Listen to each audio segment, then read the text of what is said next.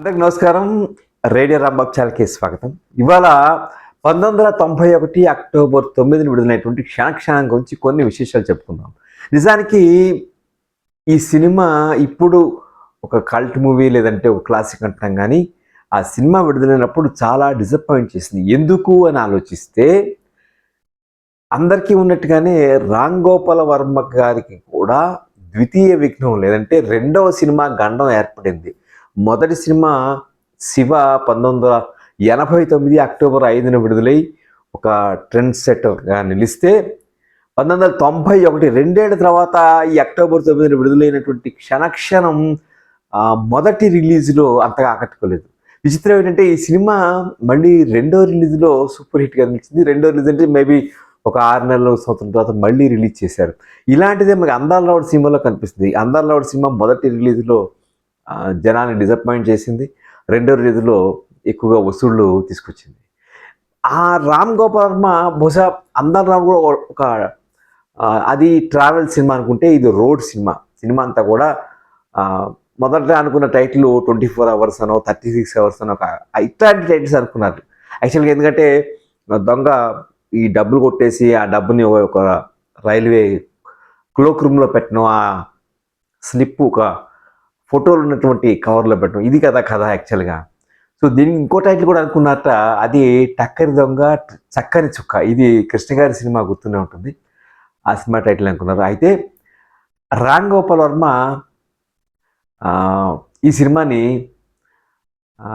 తన love letter to Sridevi అని చెప్పుకునేవాళ్ళు. ఎందుకంటే ఆయన నటి శ్రీదేవి గారి చాలా అభిమాని.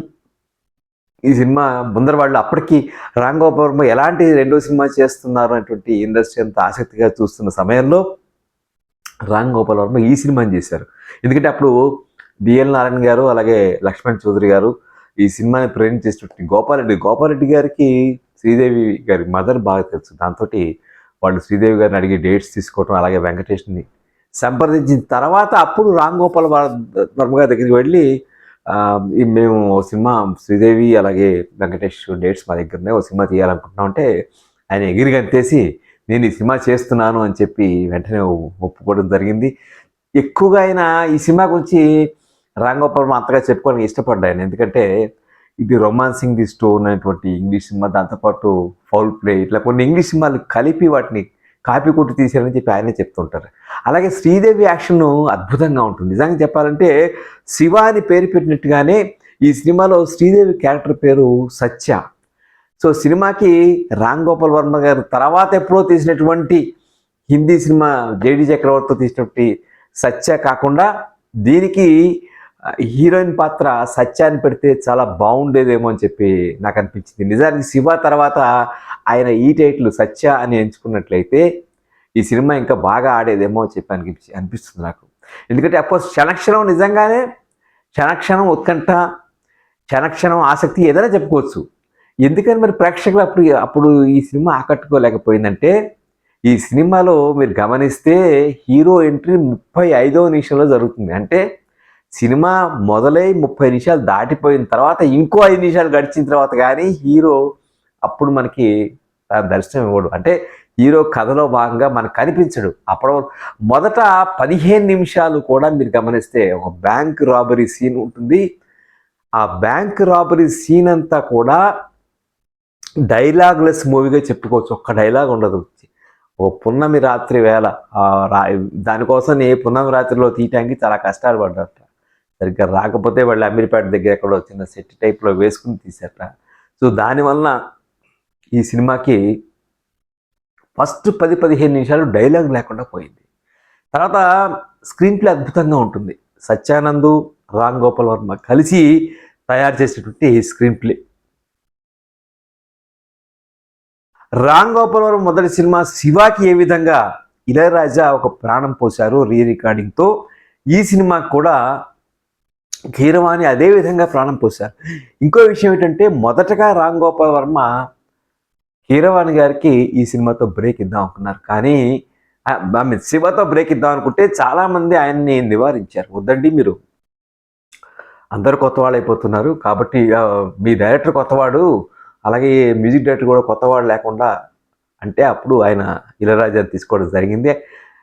కీరవాణికి ప్రామిస్ చేశారు కాబట్టి ఈ సినిమాతో కీరవాణికి అప్పుడు చేస్తున్నారు ఆయన, కానీ కీరవాణికి ఒక గుర్తుండిపోయే సినిమాగా క్షణక్షణం మనకి కనిపిస్తుంది.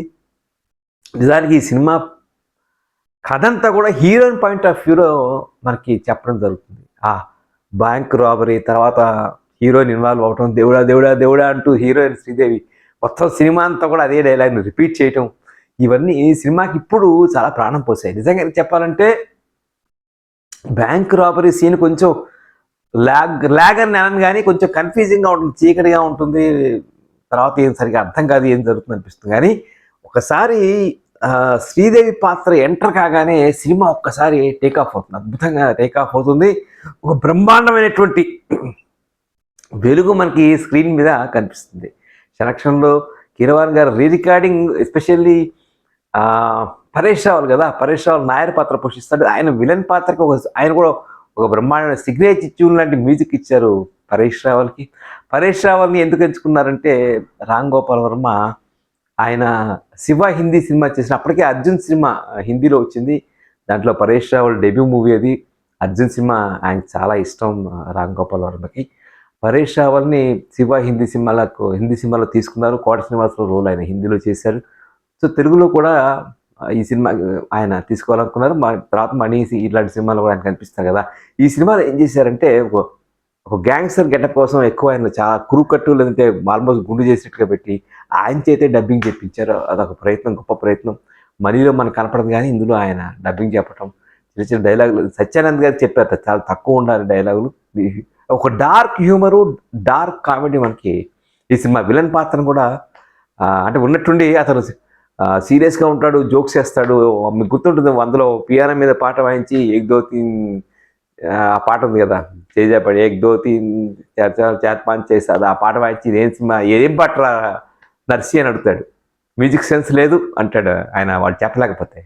అలాగే ఈ సినిమా నల్లమల ఫారెస్ట్లో తీసినప్పుడు ఒక బ్రిడ్జి కనిపిస్తుంటే ఆ బ్రిడ్జిలో వీళ్ళు వెళ్తుంటే షూటింగ్కి రామ్ గోపాల్ వర్మ గారిని ఆయన అసిస్టెంట్ అడిగేట, సార్ ఇక్కడ బ్రిడ్జి ఎట్లా వచ్చింది సార్ అడవిలో అని చెప్పని ఆ కన్వర్సేషన్ యాజిటీస్గా రామ్ గోపాల్ వర్మ ఒక సీన్గా పెట్టేస్తారు. అలాగే బ్రహ్మానందం పాత్ర బ్రహ్మాండంగా డిజైన్ చేశారు. నేను చూస్తానుగా అని చెప్పి బ్రహ్మానందం పాత్ర చెప్పడం కానీ, అలాగే శ్రీదేవి చేతి పాట పడించారు, కెంగులా కనిపిస్తున్నాడు మరి వంగి వంగి దన్నాలు ఎందుకు పెడుతున్నాడు అని చెప్పి పాట అద్భుతంగా ఉంది కదా. ఏమా సరదా అని చెప్పి పాట ఉంటుంది. ఆ పాట బాంబే లీలా హోటల్లో అప్పుడు షూట్ చేశారు. ఇలా రామ్ గోపాల్ వర్మ అద్భుతంగా తీసినటువంటి సినిమా ఎందుకు ఎక్కలేదు అనేది నాకు ఇప్పటికీ మిస్టరీగా ఉంటుంది. తెలుగు వాళ్ళకి అప్పటికి ఈ సినిమా గొప్పదనం తెలియలేదా, లేదంటే శివ చూసొచ్చి శివ ఒక అద్భుతమైన ట్రెండ్ సెట్టరు, అందులో ఒక యాక్షన్ సీక్వెన్సెస్, గ్యాంగ్స్టర్ కాకపోయినా ఒక కొత్త తరహాలో ఉంటుంది మనకి, ఈ రౌడీజం వాటి మీద తీసిన సినిమాగా చూసి ఇది కూడా అలాగే ఉంటుంది అని అనుకున్నారా ఏమో నాకు తెలియదు, అనిపిస్తుంది. నిజానికి క్షణక్షణం సినిమా చూసినప్పుడు నేను ఎప్పుడు 91 మొదటి రిలీజ్లో విజయవాడ అప్సరా థియేటర్లో వచ్చింది. అప్సరా థియేటర్లో చూస్తున్నప్పుడు నేను ఇంకో ఫ్రెండ్ రాజారెడ్డిని ఇద్దరం వెళ్ళాం. మా ఇద్దరికి వెళ్ళినప్పుడు మాకు బాగా నచ్చింది ఏంటంటే అద్భుతమైన శ్రీదేవి డైలాగ్, ఏం మేనరిజమ్స్. రామ్ గోపాల్ వర్మ చెప్తారు, నేను ప్రత్యేకంగా ఆవిడ చేత నేను ఏం చేయించలేదు, మిస్టర్ ఇండియాలో మీరు ఎలా చేశారో అలా చేయండి మేడం అని చెప్పంటారు ఆయన. మిస్టర్ ఇండియా అప్పుడే వచ్చినటువంటి 85, 86 ప్రాంతంలో మేబీ ఒక 4 సంవత్సరాల వచ్చింది కదా. అంటే ఆవిడకి అప్పటికి ఆఖరి పోరాటం లాంటి బ్రహ్మాండమైన హిట్ ఉంది, జగదేగుడు అతడు సుందర్ లాంటి బ్రహ్మాండమైన హిట్ ఉంది. ఆ తర్వాత క్షణక్షణం ఆవిడ్ని బ్రహ్మాండంగా ఎక్స్ప్లోర్ చేసిన సినిమా అనిపిస్తుంది. అంటే మన ఇంట్లో అమ్మాయిలాగానే మన అక్క చెల్లెలు ఉన్నటువంటి చాలామంది అక్క చెల్లెలు ఉన్నటువంటి ఒక ఇంట్లో ఆ రకంగానే దేవుడా అని ఒక ఆవిడ ఎంత నిజంగా ఎంత జీవించిందా అన్నట్టే చేసినటువంటి పాత్ర శ్రీదేవి గారిది. శ్రీదేవి గారి వలన సినిమా నిలబడుతుందని చెప్పి మేము అనుకున్నాం. అలాగే వాళ్ళిద్దరు పేరు బాగుంది, ఎందుకనో శ్రీదేవి వెంకటేష్ కాంబినేషన్లో ఆ తర్వాత మళ్ళీ ఎక్కువ రాలేదు, కానీ వాళ్ళిద్దరు కాంబినేషన్ దగ్గర చాలా వర్కౌట్ అయిందని చెప్పి అనిపిస్తుంది. పాటలన్నీ కూడా జామురాత్రి అద్భుతంగా ఉంటుంది. అలాగే జుంబారే జుంబారే జుంబరే పాట ఉంది కదా, దాంట్లో ఫస్ట్ కరి ఘీంకరిస్తే అని రాసట సీతారామ శాస్త్రి గారు. ఆ కరిగింకరిస్తే అంటే ఎవరికి అర్థమవుతుంది సార్, దాన్ని మార్చానంటే చలి చంపుతున్న చమక్కులు అనేటువంటి మార్చారు. సరే కింగ్లా కనిపిస్తున్నటువంటి పాఠం అని చెప్పాం కదా. ఇలా పాటలను కూడా ఒక ఆయన పిక్చరేషన్ కంపల్సరీ పాటలు మీరు పిక్చరేషన్ చూసారా? అందంత ఎత్తా తారా తీరం దాని సంగతి ఏంటో చూద్దాం దా అంటే పాట ఒక డిఫరెంట్ పిక్చరేషను డిఫరెంట్గా తీయటం ఇవన్నీ క్షణక్షణంలో మనకు కనిపించాయి. సెకండ్ హాఫ్లో ఎక్కువ పాటలు పెట్టారేమో అని చెప్పి అనిపిస్తుంది. కానీ ఇందులో ఇంకా ఈ గోపాలరెడ్డి గారి ఫోటోగ్రఫీ అద్భుతం. అన్ని టాప్ యాంగిల్లో మనకి చాలా కనిపిస్తాయి. ఆ చేజులు కానీ అవన్నీ. ఫర్ ఎగ్జాంపుల్ అందులో అంటే హీరో చాలా యాంటీ హీరోగా ఉంటాడు. అందులో ఏదో తన సినిమా కష్టాలని చెప్తే ఈ కథ ఎక్కడో విన్నాను నేను, కాదు ఈ సినిమా చూశాను నేను అని చెప్పి శ్రీదేవి చాలా అమాయకంగా చెప్తుంది. ఇట్లాంటివి అవన్నీ గుర్తుండిపోయే లైటర్ మూమెంట్స్ మనకి చాలా ఉంటాయి. దాంతోపాటుగా రాంగోపాల్ వర్మ గొప్పతనం ఏంటంటే ఆయన సినిమాలో ఒక కామన్ మ్యాన్ని బాగా ఇన్వాల్వ్ చేస్తారు. మనం చూడండి ఆయన ఉన్నటువంటి ఒక చేజ్ జరుగుతుంటే ఒక కామన్ మ్యాన్ మీద ఫోకస్ చేస్తాడు. వాళ్ళ మొహంలో ఒక ఎక్స్ప్రెషన్ ఆయన పట్టుకోగలుగుతాడు. ఈ సినిమాలో శ్రీదేవి వెంకటేష్ వెళ్తుంటే ఒకటి రెండు కోతులు కూడా మనకి ఆయన ఫాలో అవుతున్నట్టుగా కనిపిస్తాడు. ఆ కోతులు సింపుల్గా ఆయన ఆ ఫారెస్ట్లో చూస్తున్నప్పుడు కోతులు చాలా కనిపిస్తే ఎందుకైనా మంచిది ఈ కోతులన్నింటినీ తీసి పెట్టండి, షూట్ చేసి పెట్టండి అంటే ఆ తర్వాత దాన్ని కలుపుకోవటం ఇలాంటివన్నీ చేశారు. అద్భుతమైనటువంటి ఇంకొక విషయం చెప్పి ముగిస్తాను. ట్రైన్ ఎపిసోడ్ తెలుగులో ట్రైన్ ఎపిసోడ్స్ మనకి ఎక్కువ కనిపించవు కదా. నాకు తెలిసి ఆ షోలేలో ఒక గొప్ప ట్రైన్ ఇన్సిడెంట్ ఉంటుంది కదా.